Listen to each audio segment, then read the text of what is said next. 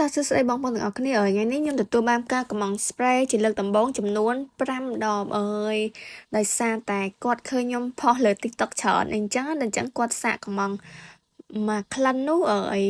ក្លិន baby powder ហ្នឹង2ហើយនឹងក្លិន Chanel Type 1ខិនតុង candy 1 watermelon 1ស្រឡាញ់សម្ដីគាត់មកគាត់ថាចេះឃើញspray ហ្នឹងមកពីអាមេរិកប៉ុន្តែតម្លៃសមរម្យលើអញ្ចឹងគាត់ទិញសាកក្លិនមើលហើយបើសិនជា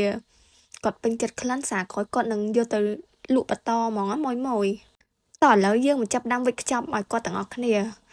baby powder 2 Chanel Type 1 Canton Candy 1 watermelon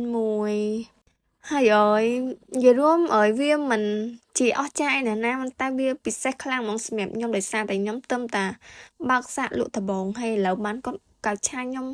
5ដបហ្មងមួយខ្ញុំសប្បាយចិត្តខ្លាំងមែនតើនិយាយរួមគាត់ធ្វើនេះធ្វើឲ្យខ្ញុំមានកម្លាំងចិត្តក្នុងការលក់បន្តទៀតណា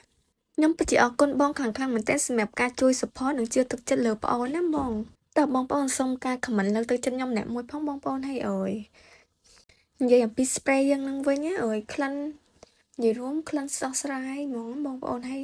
ក្លិនឈ្ងុយផ្អែមជាប់បានយូរណាបងប្អូនធានាឲ្យ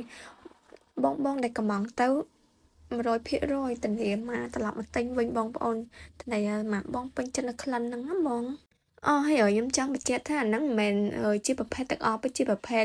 ប្រេងណាបងប្អូនវាជាប់ក្លិនបានយូរល្អមែនតើ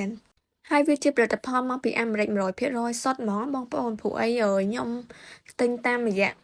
គ្រួសារខ្ញុំទិញឲ្យខ្ញុំប្រើប៉ុន្តែខ្ញុំស្រឡាញ់ពេញចិត្តក្លិនហ្នឹងពេកខ្ញុំក៏មានគំនិតចង់យកមកលក់ដើម្បីចែកបងប្អូនបានប្រើនឹងតម្លៃល្អនឹងក្លិនក្អូបឈ្ងុយបងប្អូននិយាយពីការវិចខ្ចប់យើងវិញរួចរាល់ហើយអរគុណបាយបាយបងប្អូនជួបគ្នានៅវីដេអូក្រោយ